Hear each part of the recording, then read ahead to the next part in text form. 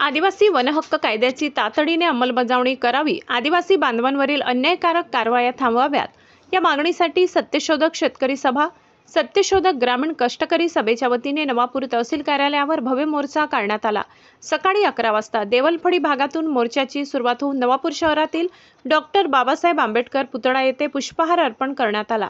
त्यानंतर तहसील कार्यालयासमोर घोषणाबाजी करत तहसीलदारांना निवेदन देण्यात आले।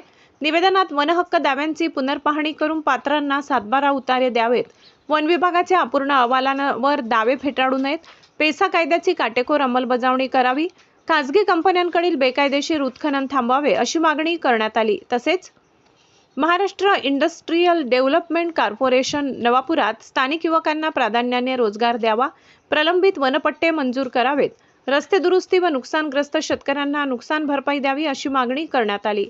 शासनाने तात्काळ सकारात्मक निर्णय द्यावा, अन्यथा मार्च महिन्यात नंदुरबार ते मुंबई असा पायी महामोर्चा काढण्याचा इशारा आंदोलनकर्त्यांनी दिलाय। आज देशव्यापी आंदोलनानिमित्त सत्यशोधक शेतकरी सभेच्या वतीने नवापूर तहसीलवर हे निर्देशन करण्यात आले। प्रमुख या मागण्या होत्या की माननीय देवेंद्र फडणवीस साहेबांनी 2023 मध्ये सत्यशोधक शेतकरी सभेच्या पायी बिडार महामोर्चाला दिलेल्या आश्वासनाची इथल्या प्रशासनाने अंमलबजावणी केली नाही। वारंवार निवेदने मोर्चे काढून सुद्धा इथलं प्रशासन त्याची अंमलबजावणी करत नाही।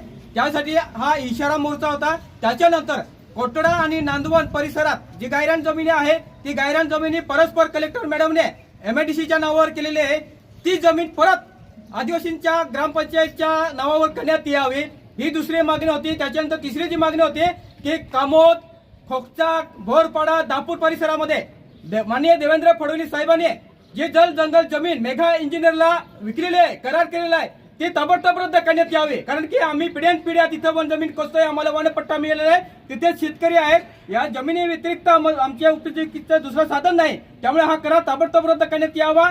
त्याच्यानंतर नवापूर तालुक्यामध्ये अतिवृष्टीमुळे हजारो शेतकऱ्यांचं नुकसान झालेलं आहे।